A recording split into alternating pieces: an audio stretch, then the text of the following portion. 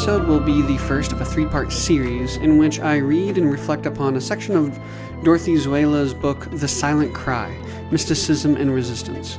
Each section is from Chapter 13, Possession in Possessionlessness, and particularly engages three different Christians whose work and witness span the last 1,000 years. And so, in light of this theme of possession and possessionlessness, the first episode will concern Soelle's section on Francis of Assisi, a Catholic friar, deacon, and mystic of late 12th and early 13th century Italy. The second will cover Soelle's reflection on the 18th century American settler, Quaker, and abolitionist John Woolman, and our third episode will be on Soelle's writing on Dorothy Day, a 20th century American settler and anarchist who founded the Catholic worker movement. Episode 1 will be available anywhere you listen to podcasts, and episodes 2 and 3 can be found on the Faith in Capital Patreon for folks who support the show for a single $1 or more. We've had a bunch of new supporters recently, and for real, really does mean a lot, and it's super encouraging. So thanks, comrades and fellow Jesus people over at the Patreon. But before I spend all this time reading and reflecting upon the words of Dorothee Soelle, I want to briefly name why I think she was an interesting theologian to begin with, and where I think she greatly erred. So first, what I like and deeply respect about Dorothee Soelle. Soelle was one of the few theologians in the imperial core at the end of the 20th century whose work explicitly engaged the violence of U.S. and European imperialism and the suffering of the masses crushed under global capitalism. And while I'm not trying to give her an award for this, I do find her work more interesting than most theology produced in the last 50 years for this specific reason. She was a democratic socialist all her life, which I'll say about more in a minute, but because she consciously thought of herself as socialist, she often engaged the broad anti-capitalist spectrum positively as opposed to the dominant trend of theology of her and our time, which is explicitly pro-capitalist. But what I love about Soelle most is her constant connection of faith and spirituality to the real material suffering happening around the world. I did an episode last year with Isaac Villegas on her book To Work and to Love, and it's clear that that she truly intended to be held accountable by the exploited and oppressed masses of the world. Now, having said what I find interesting and challenging about Dorothee Soelle, it's important to name that as a democratic socialist, which is simply a social democrat but different in name, Soelle adopted revisionist politics that rejected some of the basics of Marxism-Leninism, and of course the synthesization of Marxism-Leninism-Maoism at the turn of the 1990s. And because she rejected Leninism, and eventually Maoism, as the most developed revolutionary science, this led her to suggest very problematic politics and ideology that are simply unable to solve the material problems she so greatly mourned and detested all her life. So, while she was a reformist and a liberal who thought of herself as a Marxist, the political line she supported and even suggests throughout this book will ultimately fail to serve the people because it abandons the most correct revolutionary theory or ideology. Wrong ideology will always lead to wrong practice, and the world cannot be freed from imperialism, colonialism, and patriarchy through wrong practice. However, just because we disagree with someone's politics doesn't mean we shouldn't read them, analyze what they got right and wrong, and even learn from them. And the last thing I'll say is that while I don't agree with much of her analyses and conclusions, The Silent Cry was consciously produced in response to a world of capitalism wrought with consumerism, individualism, material suffering, horrific inequality, and mass ecological destruction. And we need more people of faith who are willing to intentionally and deliberately shoulder the weight of the world and produce theology from places of true solidarity, struggle, and burden. Side note, to avoid any confusion, when I want to share my own thoughts, I'll say to comment, and when I return to the reading, I'll say back to the text. So, with that little primer out of the way, the bulk of this will be the reading with some brief comments, but in the end, I'll offer some concluding thoughts. Let's begin. Naked and following the naked Savior. Francis of Assisi. Just as there needs to be an ego in order to achieve a form of egolessness, there has to be some property before one can learn to throw it away. No one teaches this as much as Giovanni Bernardone, the son of a rich cloth merchant of Assisi, who for his love of Lady Poverty has become a figure of world history. Francis married Lady Poverty. When one of his novices absolutely had to have a prayer book of his own and asked for one again and again, Francis finally told him, quote, "Once you have your psalter, you will become covetous and want to have your own breviary. And once you have your breviary, you will seat yourself at the lectern, like a learned man. And it will not be long before you will say to one of your companions, 'Brother, come here and bring me my breviary.'" End quote. Property creates dependency, while it destroys a group's brotherhood and sisterhood. Affluence makes for superordination and subordination, domination and barriers. And precisely because these barriers have to be defended, it makes for war. Unity, participation, and solidarity always include a rejection of everything that separates us, all that divides and breaks up life. This is true for the group as much as in relation to nature. To comment. So, possessions, property, these are actions, ways of being that are materially exclusive. And under feudal relations, Francis saw the contradiction of great poverty amidst great wealth. A few took everything and left the many without. Francis rejects possessiveness and property because it divides, separates, alienates, and destroys the foundation of community. Love. Back to the text. Once Francis was sitting close to a fire and his linen trousers began to burn. A brother wanted to douse the flames, but Francis prevented him because he did not want to hurt Brother Fire. Another variation of the story has it that Francis's hut was burning down and someone saved his trousers. Francis no longer wanted to wear them because they had been taken from Brother Fire. Fire was his brother and water his sister. It is as if he knew already the implications for the natural world of an ownership mentality, namely the mindset that Descartes later came to define as humankind's task to be masters and owners of nature. Poverty was apparent in everyday lifestyle. The brothers provided for their food by begging and gathering leftovers and scraps that were often nauseating. When Francis was invited to dinner by a cardinal in Rome, he put his beggar's bowl that he had brought along the sumptuously decked-out table and ate what had been given him, bread crusts and half-rotten fruit. To comment. So here's a great example of Francis theatrically revealing the sin and violence and injustice of the wealth accrued by the church. And one of the great themes of Francis's life is his personal rejection of the values and practices of feudal Christianity. He refuses to accept it for himself or to normalize it for those who bought into the system. Back to the text. The brothers built their shelters, small huts of wood, not stone, in humble, ordinary style. There was to be nothing worldly about tables and vessels. Everything was to depict poverty and remind the brothers that they were pilgrims and strangers. Once, in his unique instinct for symbolic action, Francis began all by himself to demolish a house that the people of Assisi had erected for the brothers. And when an eminent personality came to join the order, Francis pronounced that he had to leave behind even his scholarship, so that, free also of this possession, he, quote, could throw himself naked into the arms of the naked Christ, end quote. To comment.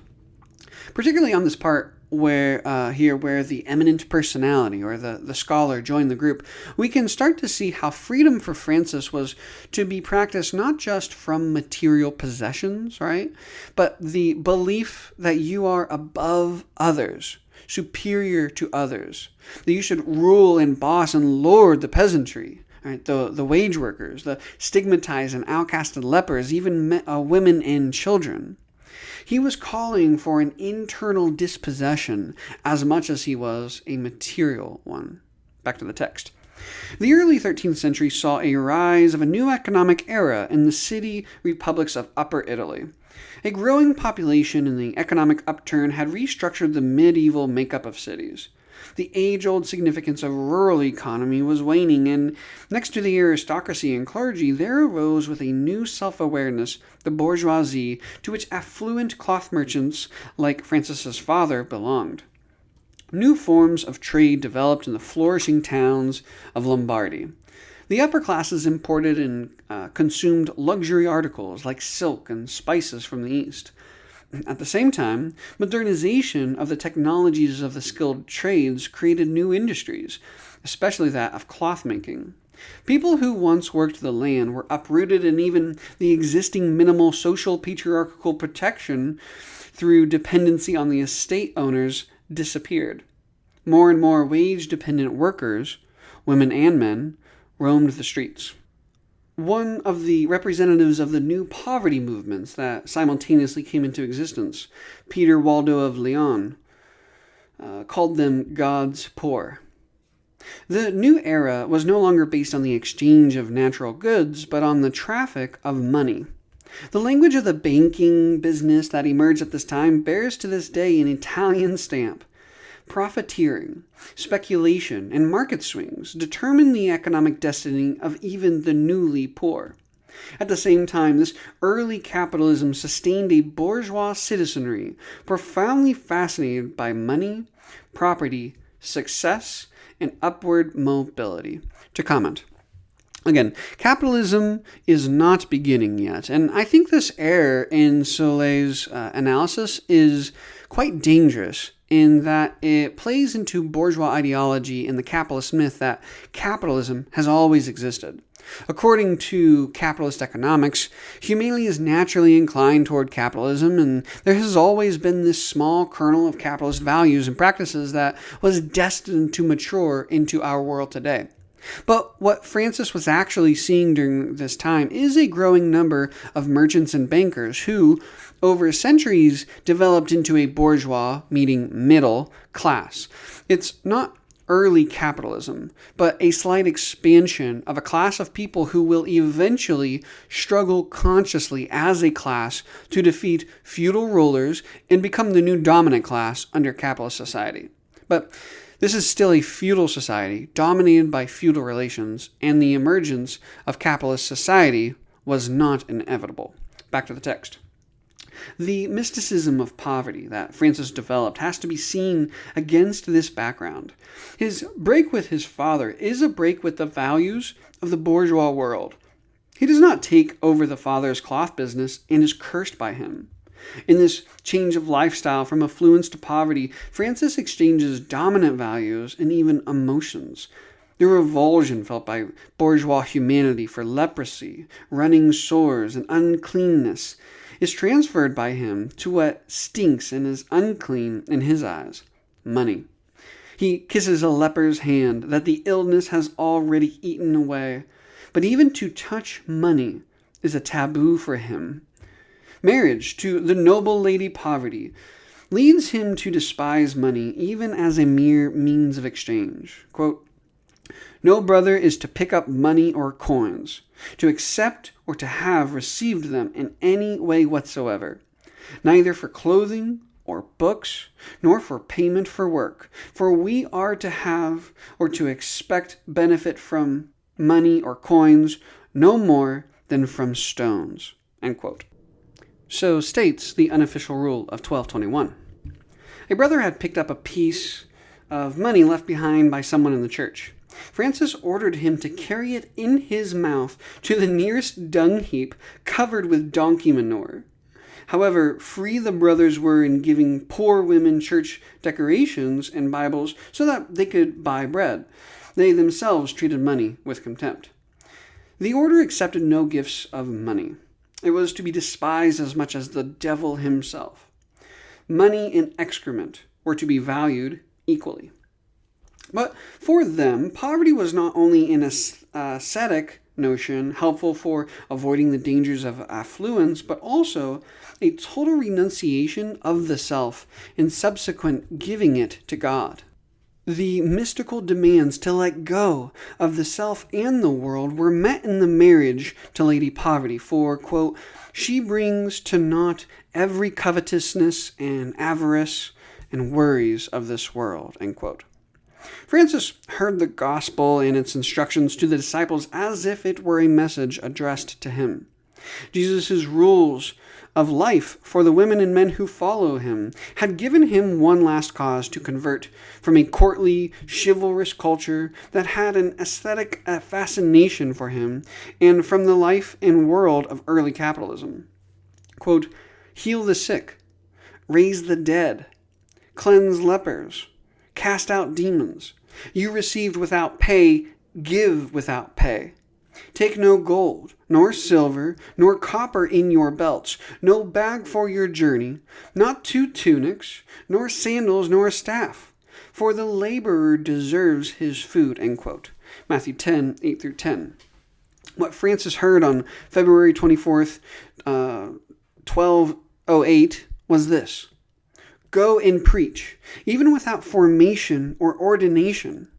No gold, no silver, no money, not even for alms. No bag for provisions. One habit only. No shoes, no staff. It was an amputation of every superfluous item, of every precaution for life, and at the same time of every protection that an institution like the church could provide at the time. It was also a refusal to be recognized as a regular order, a refusal of the legal privileges associated with such status, and a refusal of priestly ordination. Poverty in the institutional sense means to be excluded from privileges. To comment. All right, so not only does Francis want us to reject material possessions, nor does he reduce his struggle to one of ousting our internal notions that tells us that we are superior to others, even the earth. But Francis believes these violent ideas and relations are tied up with the values and practices of the Roman Catholic Church of his context, which afforded material and political privileges to some at the expense of the many. And so, to move deeper into solidarity and oneness with those who suffered the most, including the human and other than human, he believed we needed to reject recognition from, let alone the attempt to be authorized by, the most powerful institution at that time, the church, even if their privileges would, on the surface, help us in any immediate work. Back to the text. A group of like-minded people soon gathered around Francis and were recognized as minor brothers. They came from various classes: aristocrats, rich burghers, as well as utterly uneducated, coarse country bumpkins. Irrespective of whether they were clerics or layfolk, they all lived in the order without any distinction. Quote, no brother is to hold a position of power or a ruling office, especially not among the brothers themselves. No one in this way of living is to be called prior. Instead, all are to be known simply as minor brothers, and all are to wash one another's feet, end quote. Rule of 1221. For the Franciscans, such a rule meant that the Middle Ages structure of estates that also enjoyed religious legitimation was left behind. The traditional monastery, where the personal property of the monks and nuns was sustained by the common property of the monastic community, was replaced by urban living centers, urban living quarters, and by the actions of preachers of repentance who were not tied down to one particular location. The minor brothers understood their homelessness as a delineation from the older understanding of poverty held by the orders established earlier. At the same time, this non-sedentary life in cities and towns corresponded to the life of the broader masses that had been torn out of the old bonds to the land and feudal conditions and driven into the cities. Thus, the early Christian ideal of poverty had gained a new meaning, and it was hotly disputed. Nearly 100 years after Francis's death on November 12th of 1323, Pope John XXII declared as heretical the thesis advocated by the poverty movements that Christ and the apostles had neither private nor common possessions. In the course of this feud over poverty, numerous opposition groups and individual spiritual and other radical individuals were persecuted by the Inquisition and publicly burned at the stake. Through this action, the principle, naked and following the naked Christ, which is mentioned as early as in St. Jerome's correspondence and depicts the ideal of Christ's poor in the 11th and 12th centuries, was negated in the interest of the power politics of Rome. In the course of history, the Church has developed two different ways of dealing with their radicals. They expelled them or attempted to domesticate them.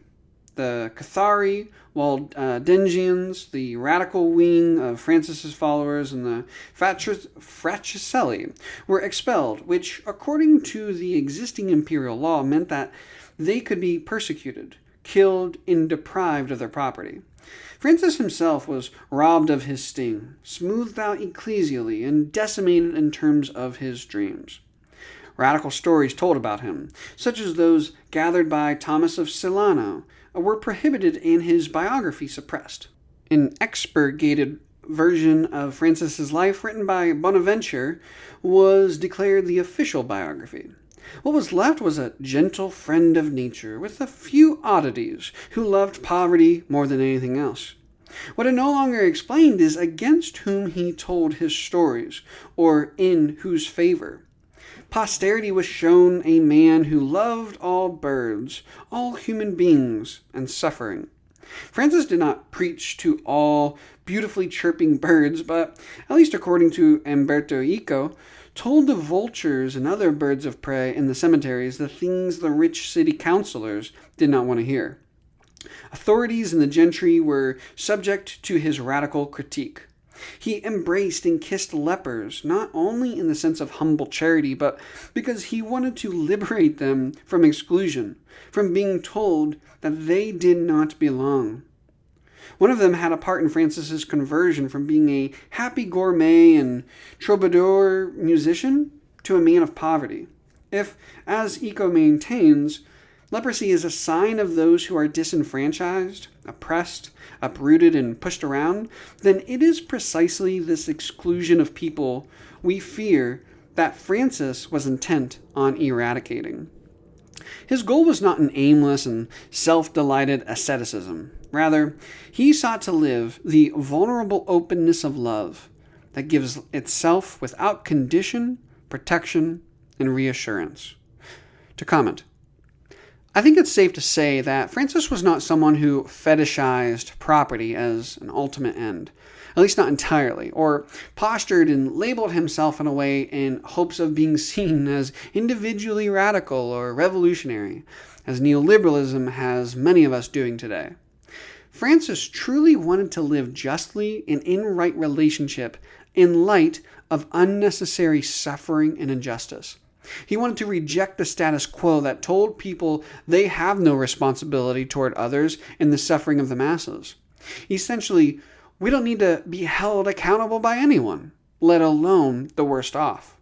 And while he failed to adequately understand the way in which the world was organized and why there were beggars and starvation and brutal inequalities amidst more than comfortable cardinals, priests, small capitalists, and, of course, lords and princes, he truly wanted to resist feudal Christianity's values and practices to which he was surrounded by. Back to the text. Many stories about this man show how the boundary between sacredness and profanity is removed. The anarchy of love restores order. It ridicules social division built up on the basis of possessions. It knows no limits. Mockery is one of its tools. Breaking conventionality is a sign of affection for all. Francis is a fool and not a good-natured simpleton. He acts out ever anew what really ought to be valid everywhere. the eradication of the boundaries that are drawn from the obsession with possessions. The renunciation of possessions, clothing, medals, or other insignia of honor, and consciousness of status and one's ego is the mystical sense of this freedom from having. But it is also a renunciation of the privileges that the earlier monastic communities claimed as their own. The friars minor need neither legal protection nor civic prerogatives, which church or state could have afforded them. And at the same time, they consciously repudiated weapons, which is that other important covering sought by the naked, vulnerable human being. Freedom from possessions, freedom from the possibility of exploiting others, and economic justice. These alone can be the foundation of a non-imperialistic peace, as the Bible envisaged it in its insistence on justice as the cornerstone. If we had possessions, Francis would say, we would also need weapons. He held on to the inescapable link of poverty and peace. For human beings, possessions destroy the nakedness in which we are born. After having been deprived of his possessions and children, Job exclaims, quote, "Naked I came from my mother's womb," end quote. Job 1:21. Possessions are the abolition of this original condition because they are at once protection and armor, distancing people one from another by concealing them behind affluence. To comment, as communists, we know that the pursuit of peace requires the end of class struggle, which is communism. But in order to get to communism, we need to overthrow bourgeoisies and colonizers and transition to a world without conflicting class interests through socialism. So arms aren't simply okay or tolerable for us, but arming the masses is essential if we ever want to realize a world where possessions and property are not defended by weapons and distributed by imperialism. Back to the text. The theme of becoming naked, of disrobing in defenselessness, is a basic theme of mystical freedom that runs like a red thread through the entire life of Poverello. During the big showdown with his rich father, Francis publicly takes off his clothes that had marked him as a child of the merchant bourgeoisie and, in presence of everyone witnessing the court case, throws them at his father's feet. To comment, this is a very Christian thing to do, y'all. So if you haven't stripped naked in front of your dad and spilled out your feelings, I mean, can you really call yourself a Christian? No, obviously I'm kidding here, but God, this would be funny. All right, back to the text. Later, he sends one of his brothers, clad only in underwear, to preach in a church. Then, equally undressed, he follows and preaches about a naked Jesus on the cross, devoid of any insignia of power and glory. Francis spent his short life, after his conversion, by disposing of everything that could protect him against the wounds of love. Nothing was to stand as a buffer between himself and the naked Christ. No solid house, no money, no legal security, no power, and no protection.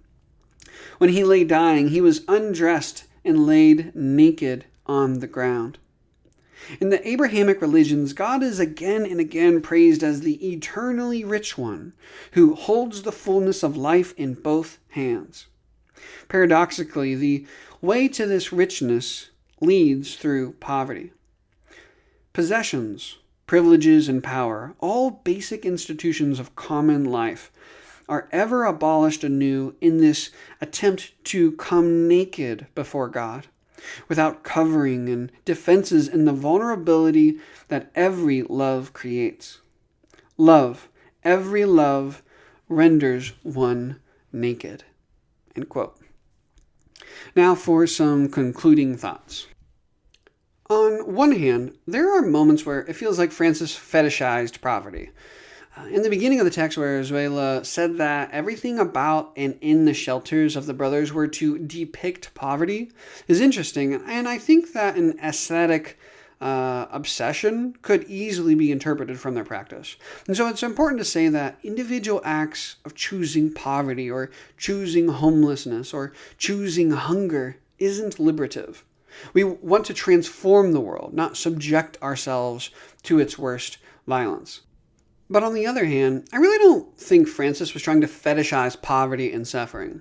He was appalled by it, and to develop genuine deep solidarity with the masses who were subjected to it, he took it upon himself so that he could truly understand the suffering and reject simply, participating in the world that was defined by this violence.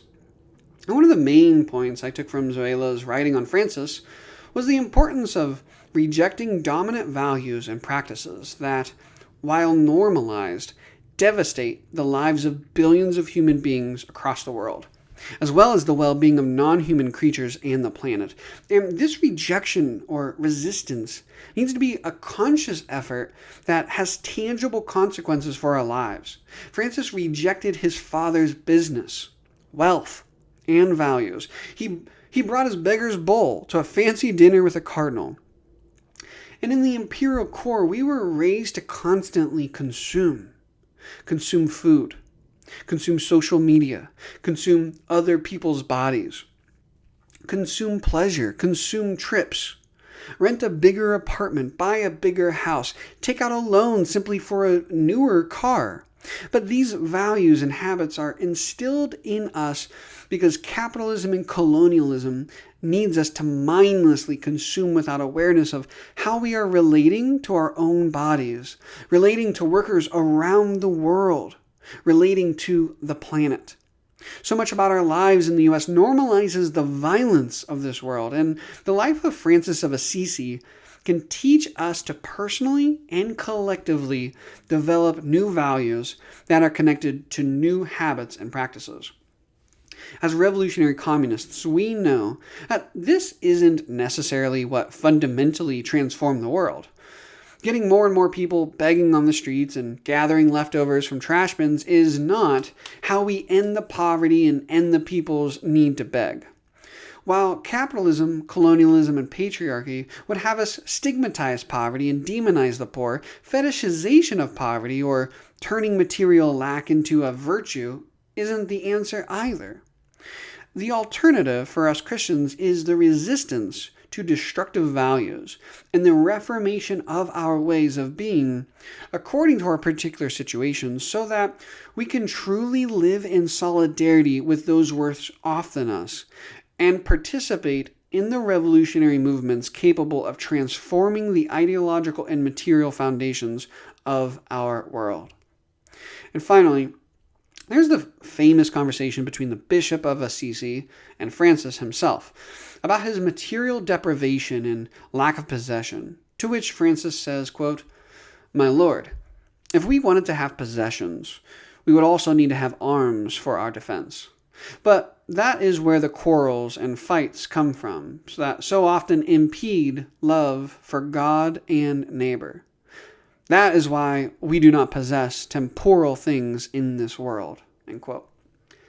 In a world of exclusive ownership, material lack, and social hierarchies, Francis wanted to reject possession, privilege, and power. And he was led to say that defenselessness and vulnerability, a nakedness in the face of a world that needed property to be defended and expanded through war, was the way forward. But Christians who continue to opt for this pacifism betray the well-being of the people. Because while Francis is right to point out the fact that the property of the feudal lords and small merchants required arms for its defense, Francis was wrong to believe that the masses of peasants and workers could become free from feudalism without armed struggle. As Christ followers, guided by Marxism, Leninism, Maoism, in our commitment to historically understand and transform the world, we don't want the masses of laboring and colonized people across the world to choose poverty or reject power. We want to arouse, organize, and mobilize the people so that they can consciously and collectively seize power. So, should we become naked in the manner that Francis calls us to? Well, I wouldn't recommend it if you're just trying to make a statement to your parents.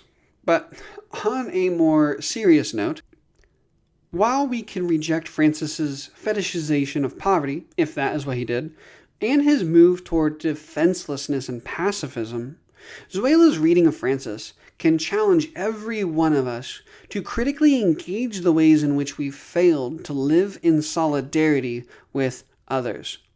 The nakedness we might follow is one of throwing off our clothes of consumerism and possessiveness, of individualism and self-indulgence, of status-seeking and personal glory, and of the values of this world that support the exploitation and oppression of the masses.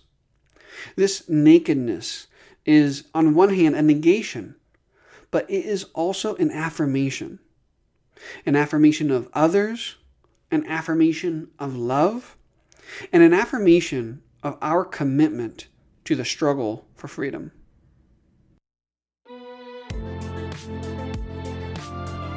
Again, thanks to all who support the show at patreon.com. You will find the next 2 episodes on John Woolman and Dorothee Day there in the next week or 2. And if you really want to help this show find more ears, leaving a short 5-star review on Apple Podcasts and other apps like Spotify is extremely helpful. So that's another way you can amplify this content. Love and solidarity to you all. Peace be with you.